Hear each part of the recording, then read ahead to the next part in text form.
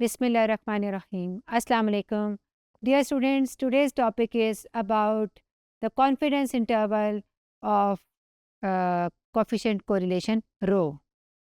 An example is taken from the reference book, The Delivery Time Data, page number 52-53 of the Montgomery and Peck book. Example is delivery time data.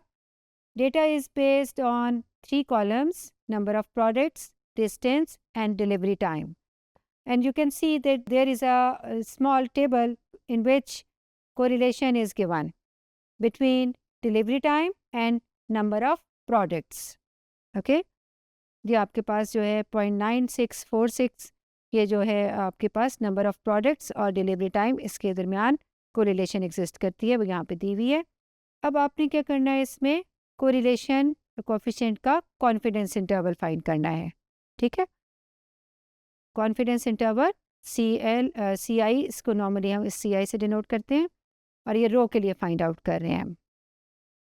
हमारे पास जब भी रो के लिए find out करना हो तो fishers Z table जो है वो कैलकुलेट करना पड़ता है. 2 मेथड्स हैं, जिसमें से फर्स्ट वन मेथड तो ये है कि फिशर का टेबल आप यूज़ कर लें, और सेकंड मेथड है कि हम उसे टैन हाइपरबॉलिक और इस तरह से टैन हाइपरबॉलिक इन्वर्स करके भी इसको फाइंड आउट कर सकते हैं. लेकिन अभी हम इसमें जो यूज़ कर रहे हैं वो है फिशर ट्रांसफॉर्मेशन. फिशर ट्रांसफॉर्मेशन में हम क्या करते हैं कि ZF कैलकुलेट करते हैं. F स्टैंड्स फॉर फिशर, जो कि इक्वल है 1/2 natural log of 1 + r / 1 - r. जो r हमने भी कैलकुलेट किया है 0.9646, उसको कंप्यूट करके आप देखिए कि आपकी ZF की वैल्यू आ गई 2.0082. अच्छा, अब कंस्ट्रक्ट करने के लिए पहला स्टेप तो हमने कर लिया कि ZF कैलकुलेट हो गया. अगला स्टेप क्या करना है हमने कि म्यू Z यानी कि कॉन्फिडेंस इंटरवल इस ZF पे जो बेस करेगा वो कॉन्फिडेंस इंटरवल रो का नहीं आएगा, वो पहले स्टेप पे आएगा म्यू Z का.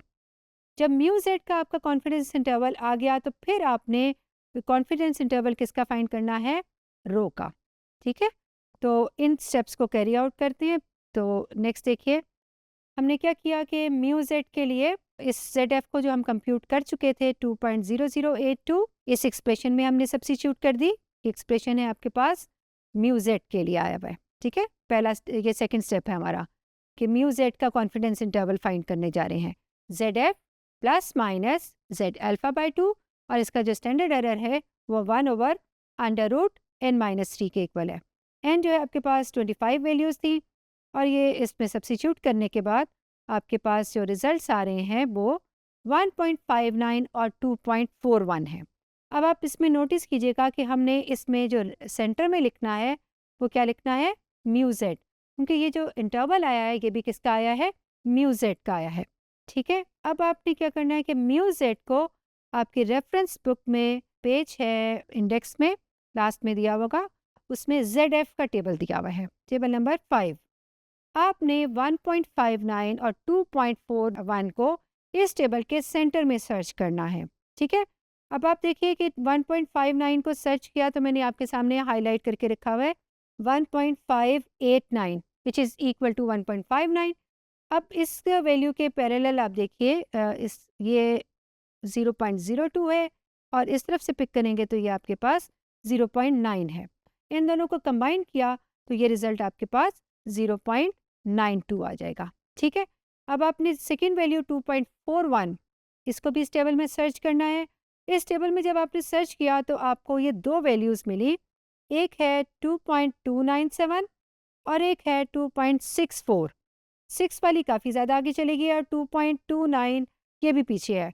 तो आपने इंटरपोलेशन करनी है, और इन दोनों की इंटरपोलेशन से इनका पहले गैप फाइंड आउट करना है दोनों का.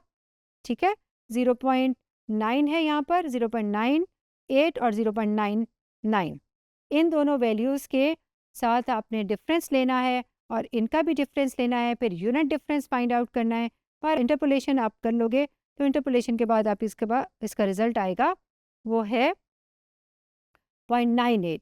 ठीक है, 0.9845, और फर्स्ट वन है 0.9202. तो ये कॉन्फिडेंस इंटरवल आपका किसका आया, रो का आएगा.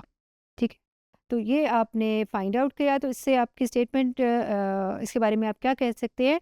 We know that delivery time and delivery volume are highly correlated, यानी नंबर ऑफ प्रोडक्ट्स, हमारा जो वेरिएबल था वो इसमें था नंबर ऑफ प्रोडक्ट्स, ठीक है, यानी कि उसका वॉल्यूम। नंबर ऑफ प्रोडक्ट्स और डिलीवरी टाइम दोनों में कोरिलेशन है। प्रोडक्ट्स जितनी ज़्यादा होंगी, टाइम उनको डिलीवरी में उतना ही ज़्यादा लगेगा। तो इसलिए कोरिलेशन आप देखिए 0.98 और 0.92 हाईली पॉजिटिवली कोरिलेटेड है, इनके दरमियान में एग्जिस्ट कर रही है। तो इस तरह से आप इसका कॉन्फिडेंस इंटरवल जो है वो फाइंड आउट करेंगे using the Fisher transformation. Thank you.